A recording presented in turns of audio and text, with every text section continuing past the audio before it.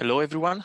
Welcome to the CNCF webinar of today. We're going to get started. We seem to be a fair amount of people on the webinar, so welcome again. So today's webinar is about AppSwitch Proxyless Service Mesh. We have Dinesh Subraveti, CEO and founder of AppOrbit. My name is Alessandro Voss. I'm a CNCF ambassador. I'll be moderating today's webinar. Again, thank you everybody to join us today. This webinar will be recorded. We're going to publish the recording afterwards. So a bit of introduction, a bit of housekeeping. You won't be able to talk during the webinar, but you are very welcome to type your questions in the Q&A box, and I'll collect them for after the webinar for to ask to Dinesh. So without further ado, I will hand it over to Dinesh for the presentation. Thank you. Thanks, Alessandro. Hello, everybody. Thank you for joining today. My name is Dinesh Subraveti. I'm the co-founder CTO of AppOrbit and also the creator of this technology that I'm going to talk about. It's called AppSwitch. There is a pretty picture on screen here. I'm going to get to it in a bit. But let me start with a couple observations around the broad trends that we've been seeing in the last several years. So there's this application decomposition and recomposition that's happening. Microservices paradigm enabled by containers is driving the decomposition of otherwise monolithic and legacy applications. There's a whole host of benefits in doing that. But then these services are logically separate, but not independent. So naturally, there'd be some problems that come because of that. And there is this other compensating trend, which I think of as recomposition, which is basically driven by service mesh paradigm, enabled by the sidecar proxy approach. It's basically putting these services back together into well-structured applications.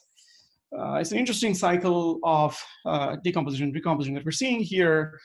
But if we look more closely at containers, the underlying technology that enables this decomposition in microservices, it's a progression actually from physical machines to virtual machines to containers. It's a right abstraction. It's an abstraction that is at the application layer. It is fit to encapsulate all of the application state. So that's good. Now, you have these problems with decomposition. First of all, when you have these services scattered across the cluster, they need to find each other. There's a service discovery problem, and there may be some dependency ordering among these services, which may be typically taken care with internal locking mechanisms of a monolithic application. Now that surfaces as an actual problem when it is decomposed. And of course, these services need to authenticate themselves to each other. They're not together, they're separate now. And all of this needs observability. So these are the problems that kind of come out of the decomposition, and service mesh is basically an app glue layer to address all of those issues. Now the question is, if containers are the abstraction to decompose these applications, shouldn't they also take care of networking? After all, containers abstract all of these resources to application level, and that includes networking. So shouldn't containers address that problem already? Before I go into the details of it, let me just talk about some of the details of the namespaces and how this came about. What do containers do, right? They take all of the underlying physical resources, abstract them to application level. CPU becomes threads. Block devices and storage devices become file mount points, virtual memory. But when you look at networking, what is a NIC on the host is still projected as a network device inside the container. It's a virtual equivalent, but it is still a device artifact nevertheless.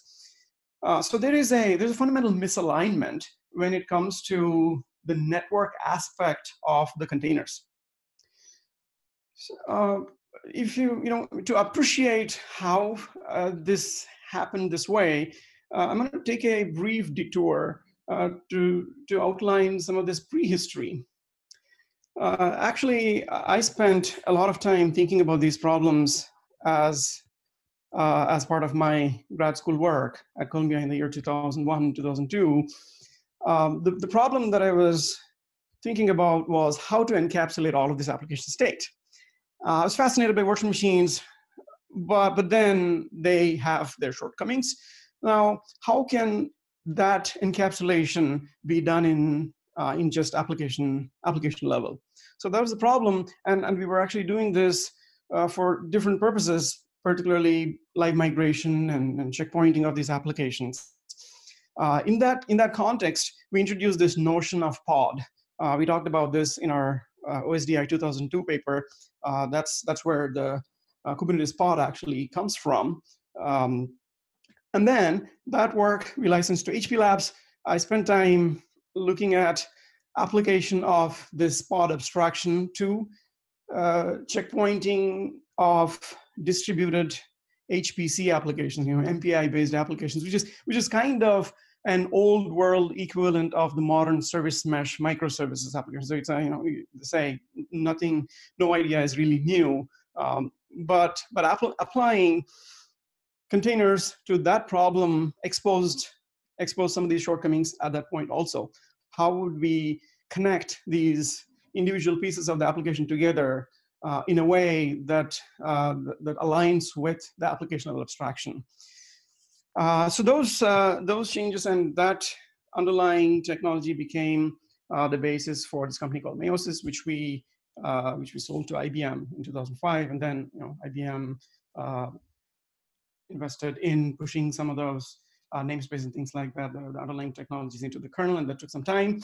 And finally, when those changes made their way into the kernel, that created opportunity for building high-level abstractions, Docker and Kubernetes, all of the proliferation of these technologies. And in the process, actually, the networking aspect of containers was heavily influenced by the way virtual machines did their networking. And containers needed to support the use cases of virtual machines, and to that extent, the device abstraction was actually chosen. That's not how we originally implemented it in the earlier stages of this work, but being influenced by the virtual machines, that's how the abstraction ended up being. Now, there is an opportunity to undo some of this and perhaps do it the right way. Now, let me also go over the evolution of the network abstraction here. This is the standard application operating system infrastructure stack, the simple bare metal underlay. With virtual machines, this overlay networking was introduced that sits between operating system and infrastructure. And with containers and cloud native applications, that same abstraction, the overlay abstraction is stretched to accommodate the needs of these applications. And it actually introduces problems. So what really needs to happen is that abstraction needs to be stepped up closer to the application, and that's kind of what I'm going to talk about the rest of this talk. We call it AppSwitch, and it is an application level networking abstraction. So what this does is this is also a progression. It's an equivalent progression on the networking stack. On the compute side, we have physical machines, virtual machines, and containers progressively going closer to the application. On the networking side, you have physical networking, virtual networking, and then AppSwitch is kind of the application level equivalent of containers on the networking stack. Let me go into the details of how this actually works. So what we do is abstract the network artifact to application level. So how would applications think about networking? It's basically sockets and sessions. What do applications want to do? They probably want to make an RPC call or serialize some structure as JSON. That's application's view of networking. What AppSwitch does is it projects that view based on sockets, something that an application can relate to directly as opposed to the network interface. And in order for the application to talk to the network interface, you need all these intermediate layers. So if you did it this way, some of the problems associated with the decomposition can actually be addressed more effectively, and at the same time retain the backward compatibility for even legacy applications. So if there is a challenge in bringing some of these legacy applications to the new world of service mesh because they have certain expectations. They use these archaic protocols. I mean, they use UDP. They may have certain specific dependencies on the underlying network artifacts. And those can be reconciled much more easily with a layer that's closer to the application. So let me, again, go into the details of how this works. OK, so this is the architecture of AppSwitch. It has two counterparts. One that plugs into the application itself. Think of it as application AppSwitch client. And the other part is this AppSwitch daemon. The AppSwitch client monitors the application's network API, particularly the BSD socket API. As the application is making calls like socket, listen, connect, binds, set sock opt, or even netlink, anything that tells the application about the view of the underlying network, all of those calls are intercepted by this AppSwitch client. And it actually has this trap generator. The trap generator traps these system calls and forwards them to the daemon. There is a trap handler, which is the counterpart of trap generator. The trap handler receives those calls and actually conducts all of applications networking on behalf of the application. And let's take an example here. Let's say there is a client which is running on one of the nodes in the cluster, and it makes a connect call. It creates a socket, and then it makes a connect call. And it provides some IP address to connect to. And then on a different node, there is a server which creates a socket and then performs a bind and listen, essentially making that socket into a listening socket and a server.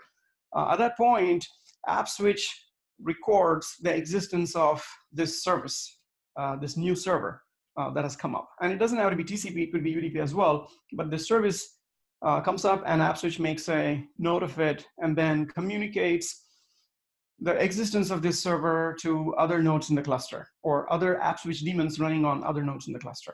Now, the client on the first node, when it tries to connect to a particular IP address, AppSwitch daemon knows about this IP address that this client is connecting to because it already saw a server come up on that IP address elsewhere. And in fact, when the server comes up and when it is doing the bind, AppSwitch actually binds to perhaps an alternate IP address that is available on the underlying host. And the IP address that the application is trying to bind to and the address that AppSwitch daemon ends up binding to on the host could be different. So there is a virtual overlay that is formed between this client and server. The client thinks that it is connecting to a certain IP address, let's say 1111, but AppSwitch daemon would translate it to the appropriate physical IP address on which the server is actually bound to. And then on the server side, AppSwitch would do the reverse translation back to the server. So this is one instance of how you can do overlay without actually getting the data path. Now, once the connection is actually established, AppSwitch is completely out of the picture. The FD or the file descriptor, the socket that is returned to the application doesn't have anything that says what IP addresses are actually being used. The application may do a get sock name or get peer name, in which case, again, AppSwitch would get in the way and it would translate the IP addresses such that application would see a consistent view of the underlying network. So, going into some of the details of this AppSwitch daemon here, it has a service table, which is a distributed table consisting of all the servers that have come up on all the nodes in the cluster. So this is kind of the topology here, where I'm showing three AppSwitch nodes, applications all plugged into this AppSwitch daemon, and the AppSwitch client is actually running in the context of the application itself. And the communication among the AppSwitch daemons is conducted over a gossip channel that stitches together these nodes into a cluster. And there could be other clusters of AppSwitch, and each cluster would have a gateway, and all gateways participate in a different federation gossip channel. So basically, you can have multiple clusters, all of them stitched together into an overlay network, and applications on one cluster can reach applications and servers on a different cluster over these IP addresses, or these identities which are decoupled from the underlying network identities. So that's the high-level view. But as you can imagine, there are many interesting things you can do once you have this layer. The difficulty in being able to do this actually is intercepting the API without performance cost and without requiring changes to the application or the underlying infrastructure. This should actually work for any kind of application. And we've tested this with IBM WebSphere and SAP, Oracle eBiz, and things like that. The performance cost also has to be very low, or in fact, in this particular case, it can be even faster than native, and I'll explain how. And the other requirement for this is that it should not require privilege. It shouldn't require a kernel module or even run as root. So AppSwitch basically meets these requirements. It doesn't require privilege, it doesn't have performance cost, and it is completely transparent to applications and also the underlying network infrastructure. So now, why do we do this, and how does it plug into the service mesh? So I'm just showing here the architecture of Istio and how a client and a server would communicate in the context of Istio. So on the left, you see the client is redirected to talk to its sidecar proxy, and there's some IP tables rules, and this can be, and there's overhead in doing that, but that can be optimized, and there's fantastic work that's being done to address that overhead. And the communication would go from the local sidecar proxy to the remote sidecar proxy, and then to the server. So that's the multi-hop progression, right? In the case of AppSwitch, actually, with AppSwitch integrated into Istio, the communication is more direct. It goes straight from client to servers. No proxy involved in this case, because proxy is ultimately a way to get in the path of interactions between these services. And if there's a way to do it without being in the data path by just swizzling pointers at the connect and the control API level, then that would result in this optimized flow. And also, if you look at how the container networking is currently done, so there's this, the application running inside the container would see the one end of the vEth pair, the other end gets plugged into the Docker bridge, and then there's probably some kind of overlay network that connects these containers across hosts, and then there's multiple layers of back and forth processing that is occurring. In the most interesting case, actually, you can end up going through this stack up to 7 to 8 times, even though the application that I'm trying to reach may be running right next to me on the same host. Topologically, I'm actually sharing the address space with this other application, but for me to reach this, I have to go through all of this processing, right? So all of this will also be removed in the case of AppSwitch, because the client and server are connected simply directly over a socket, cutting through some of these layers. And we've experimented with the integration of AppSwitch into Istio, and we see as much as 18 times improvement in latency, in P50 latency. And there's a blog that I'm listing here at the bottom of the screen. It basically goes into the details of the integration and basically shows that you can bypass these layers. The other aspect that I was talking about regarding security, right? Applications already can access network today on the host. An application can access the network on the host even as a regular user. But the moment that application is placed in the network namespace of a container, it loses all connectivity. And a privileged user would need to intervene and do the required plumbing for this container to get network. And that needs to go through this VETH pair and the Linux bridge that gets plugged into the underlying host. So these additional steps require privilege. And in fact, this is the main reason for containers, container adoption being influenced by this additional requirement of privilege. Otherwise, the privilege footprint of the application should be identical to the privilege footprint of its containerized equivalent. So what has changed here? In fact, there is no container object in the kernel, but just by running an application as a containerized application, you need this additional privilege. So the privilege footprint is expanded. And if there is a way to not require that privilege, now the additional barrier for container adoption would be removed, really. And AppSwitch can address that as well.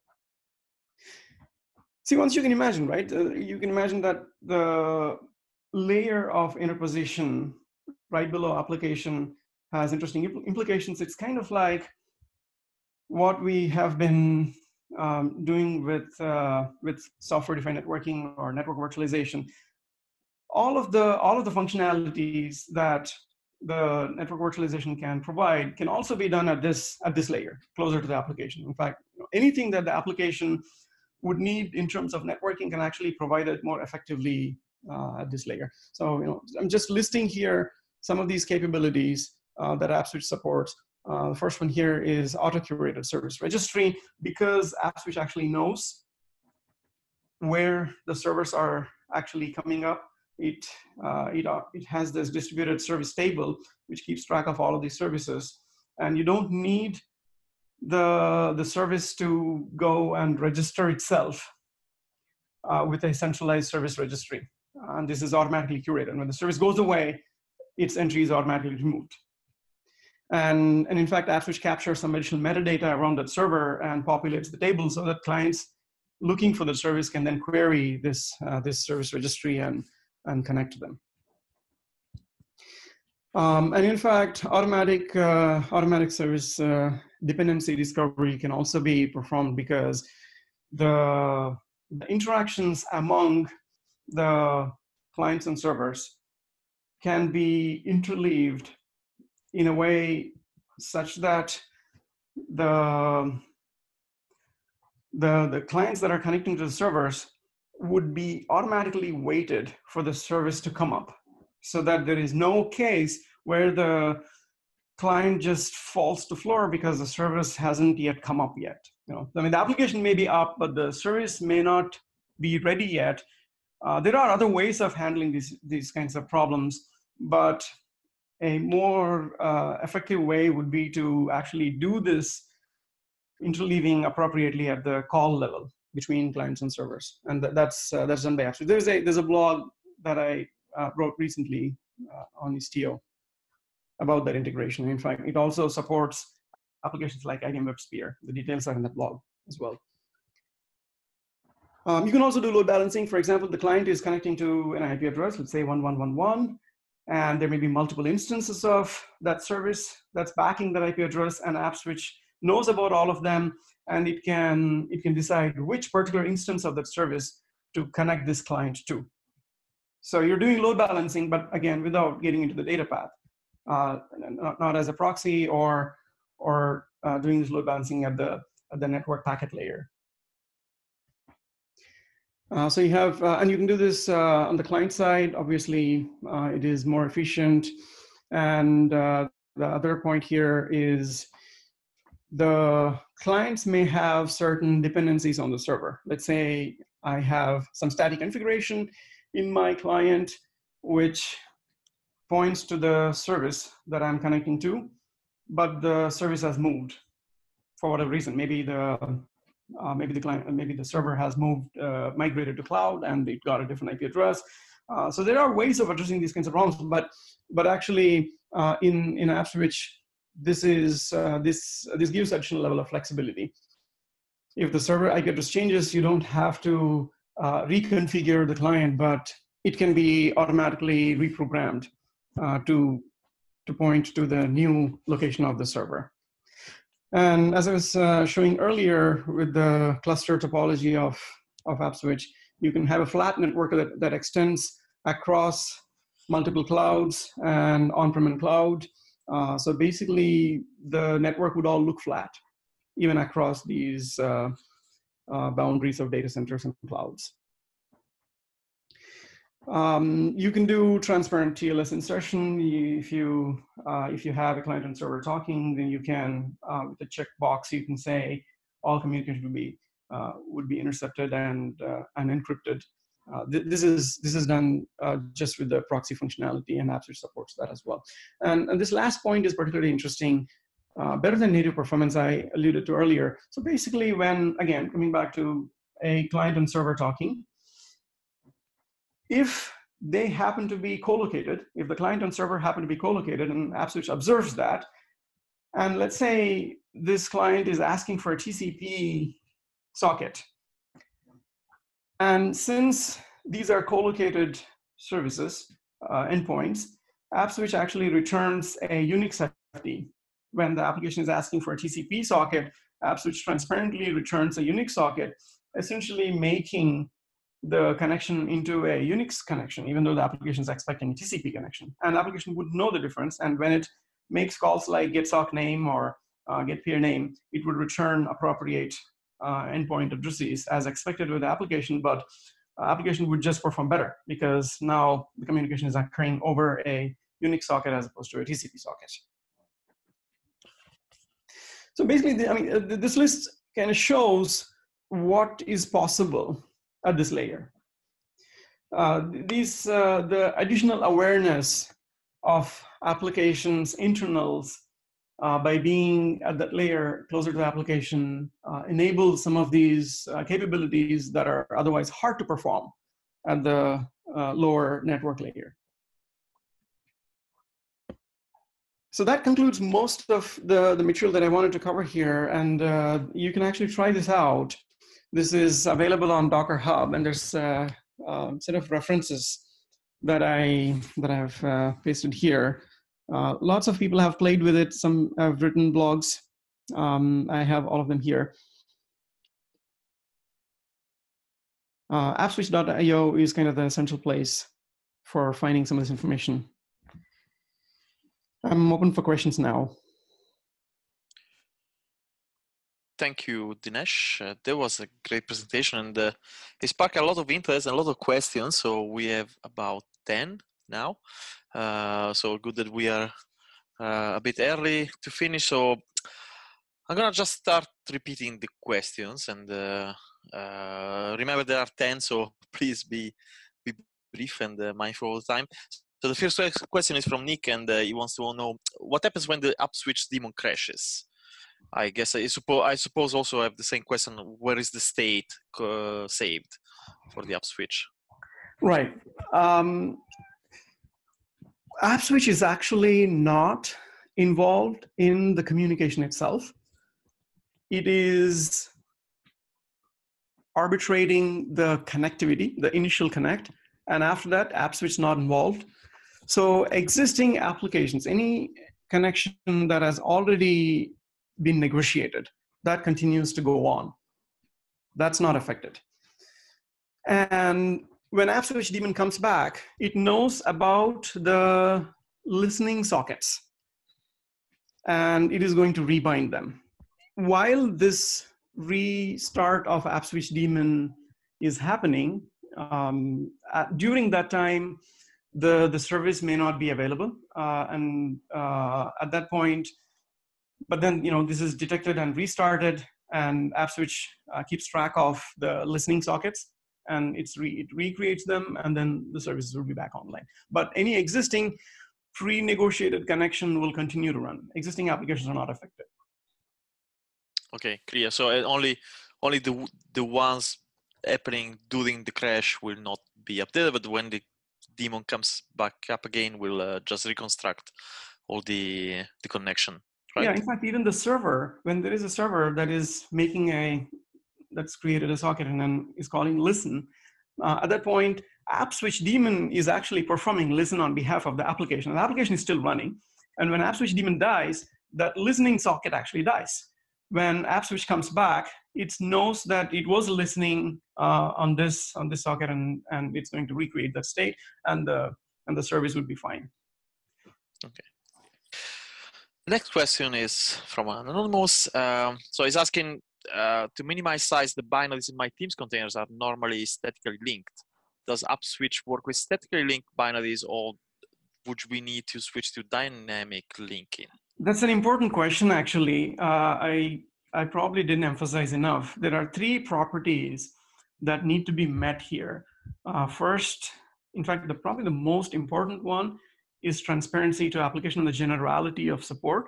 What are the applications that AppSwitch can work for? It is actually any application, statically linked or dynamically linked, or Java, or applications which are not particularly well behaved. That's obviously very important. So yeah, there is no restriction on the kind of binaries this supports. And the question is fair, because most of the earlier techniques relied on techniques like LD preload, which depend on dynamically linked applications, but it is not the case with AppSwitch. I see. In fact, you mentioned WebSphere as an example, so it's clearly a legacy application, right? Another question from Peter: can this do dynamic traffic routing using HTTP header, sort of routing based on on the request, like a L7 routing? Very important question as well. I've talked about this in that blog. Actually, yes, it does do that, and the way that would work is if the user chooses that kind of deep inspection, then AppSwitch would offload the data traffic. Normally, it doesn't intercept read and write and send message and receive message, the data path calls, but it can do so. And in fact, what it would do then is it offloads the processing of HTTP headers to plugins. And the way it does it is somewhat more efficient than directly intercepting the data path calls. It actually passes the FD. So the FD, the socket descriptor that AppSwitch accepts, that FD is passed to the plugin. And the plugin could be Envoy, or it could be any proxy, and it would then receive that FD, as opposed to listening on a different FD and then getting the traffic on it. It actually receives. It's as if the Envoy proxy has acquired some of these capabilities of AppSwitch, and AppSwitch facilitates that. And then, of course, the HTTP plugins and all the processing would be done by Envoy itself. So that integration I've talked about in the blog here. Okay, so you still need a proxy to do deep inspection of the HTTP header. Yes, in a more efficient way. Yeah, so there is a fast path that AppSwitch supports if the deep inspection is not needed, but if it is needed, then it hands it off to the Envoy proxy. And there are many places where these optimizations are enabled. For example, maybe you are just making the traffic decision based on the header, just the header, in which case you actually don't need the proxy, because the header occurs right at the first call. So you have, you do the initial read. Actually, what AppSwitch does is it doesn't do the read, it does the peek. There is a message peek option to receive message system call, with which it can look at it can peek at the header. And based on that, it can make a decision. And then after that, it gets out of the data path. So you can actually do some of these things without requiring a proxy, you can actually do this processing looking at the HTTP headers without being in the data path throughout the connection, because the relevant information is only at the beginning. I see. Cool. Next question is about, would AppSwitch be able to handle sending tracing information to something like Zipkin, like the Envoy proxies do, or do you still find a different way to get that functionality? So it's about, indeed, how to get tracing out of AppSwitch. That particular functionality is not well formed in the current implementation that's out there, but it is available. The AppSwitch daemon itself produces copious amounts of logs, and they can be mined for tracing. Some of these events can be pushed to a time series database and analyzed. But because of the richness of events that AppSwitch tracks, that's an important and valuable use of AppSwitch. But it is currently not integrated with Zipkin and other tools like that. Okay, so it's a work in progress, probably integrating open tracing format, that Right. sort of things. The next question is about, so this integrates well with Kubernetes, but is there a work in progress on any work done on integrating with Docker Swarm? Actually, there's no specific integration required as it is. The AppSwitch daemon and the client are both packaged as one statically linked binary. It is all implemented in Go with some C and a little assembly parts, but ultimately it is a static binary. And one way to run AppSwitch with Swarm or Docker is you just instead of running your application, you would prefix that with AX. AX is the AppSwitch binary command. So you would just do, you can do a mount of AppSwitch binary into the container, and then run that binary in the container in place of the entry point for the container, and then pass the application and its arguments as arguments to AppSwitch. So if you did that, then you basically are running AppSwitch integrated with Docker. And there are tools, you can make this change. This doesn't require change to Docker, or this doesn't require change to the application. It's only a change to your compose file. Okay, so it's just a shell around your application, this AX binary. So it's integrated with anything you can think of, even bare metal, Yeah. I suppose. Yeah, there's no specific dependencies, right? Cool. Next question is from Nick again. How does AppSwitch does L7 load balancing? So I think I covered some of this earlier. Yeah. Okay, so something more about transparent TLS insertion. So you mentioned it is one of the features. How does it work in detail? Right. This works with the proxy. So there's a built-in proxy actually. If you're not pointing AppSwitch to an external proxy like Envoy, there is a built-in proxy that actually does this. So it's not particularly distinguished. This is done the way any other proxy would do, except it is built into AppSwitch. Comes out of the box. You can provide a key and it would actually intercept the data calls, the data path calls as well. Okay, so there's still no certificate management like Citadel in Istio or not. So it's up to you providing the keys, the certificates, and everything. Yeah, so it takes key as an argument and does the encryption. So that's not a So it has the built-in support, but it's not integrated with external tools. Okay. So this next question is more of a clarification. So to make sure we understand, AppSwitch doesn't eliminate traditional proxying between nodes in a Kubernetes cluster, but adds a layer 7 integration. So the routing to another pod is more efficient. Is that correct? At least I guess. For Kubernetes networking, in fact, AppSwitch can be used as a networking medium for pods, which doesn't require privilege, which doesn't require these additional layers of wheat pair and the bridge and things like that. So it makes Kubernetes networking more efficient. But actually, Kubernetes doesn't do anything special about L7.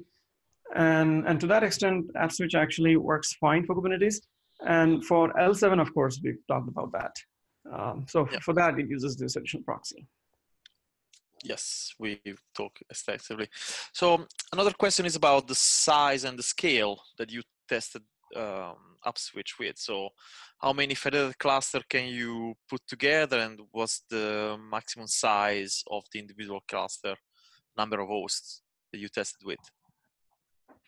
We have done testing in a lab kind of environment with as many as couple hundred nodes, actually, a couple hundred instances. And in terms of real life testing with hundreds of nodes of deployment, that is work in progress. And in terms of the breadth of application support, we've tested with all kinds of applications. Almost, I mean, we've never seen an application that chokes AppSwitch. All well-behaved, the cloud-native type applications, and also the legacy old-world applications, and funnily constructed C binaries. All of those work fine. Sounds promising. So the next question is about open sourcing the project. If you're thinking of it, or maybe donating to CNCF. Yes, yeah, the plans are in progress. We're working hard. We just have to figure out a couple things. Yes, that's going to happen soon. Good. Next one, we're approaching the end of questions. How does AppSwitch comes into play when interacting with services external to the Kubernetes cluster? So can it do ingress, egress, load balancing, TLS uplift, or do you still need an ingress for your Kubernetes cluster? That's an extremely important question, one that I didn't go into adequate detail in the talk. Yes, AppSwitch has this gateway support, and that gateway performs that ingress. In fact, I kind of alluded to it in the federation, talking about the federation of these clusters. Each cluster would have a gateway, AppSwitch gateway, and all gateways across these clusters form a federation. And the connection between a client in one cluster and a server in a different cluster is done via a pair of gateways, each representing those two clusters. So you can have network silos, each cluster being a silo. The client would still view the server as though it is a part of that same network, and it is done with this gateway. And of course, the gateway would also serve as ingress. Okay, so it's a mesh of gateways, and so you can get rid of the classical Kubernetes ingress at this point. Right, yes. It has both egress and ingress gateways. Cool. One more question from Stan. Is the interpretation of syscalls done via eBPF? Partly, yes, actually. There is, it uses seccomp and eBPF snippets, yes. Okay, so that's interesting. Is there any possibility of doing dynamic policy enforcement, like or token validation with AppSwitch? So also, I suppose the question also about enforcing policy, Kubernetes policy with AppSwitch.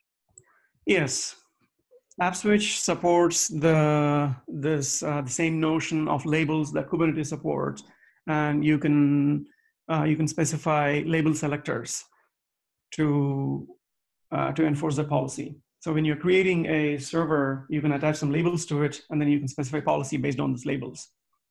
And again, this needs integration into Kubernetes network policy. But the policy enforcement itself, the enforcement of connectivity can be done today with the built-in support for labels in AppSwitch. I guess this also connects to the next and last question, which is, does AppSwitch has the capability to block services to be consumed by only a set of consuming services instead? So is this a similar question? So can AppSwitch block connections or allow connection to a specific service that, like, as you said, if it supports the same labels as Kubernetes, can also be integrated with network policies? Yeah, of course. Yeah, you can enforce policies pretty expressively in terms of labels, because the AppSwitch daemon knows about exactly who is connecting, and all of that metadata is available to be expressed in label expressions. Well, was a very exhaustive list of questions. I guess there's a lot of interest for this kind of approach to service mesh, and I can tell that a lot of people are gonna try this tonight. Thank you very much, Dinesh. This concludes our webinars today. Thanks everybody to join. The webinar recording and the slides will be made available later today. We look forward to see you at the future CNCF webinar. Thanks, Dinesh. Thanks, Kathleen. And thanks everybody for joining. Thanks very much.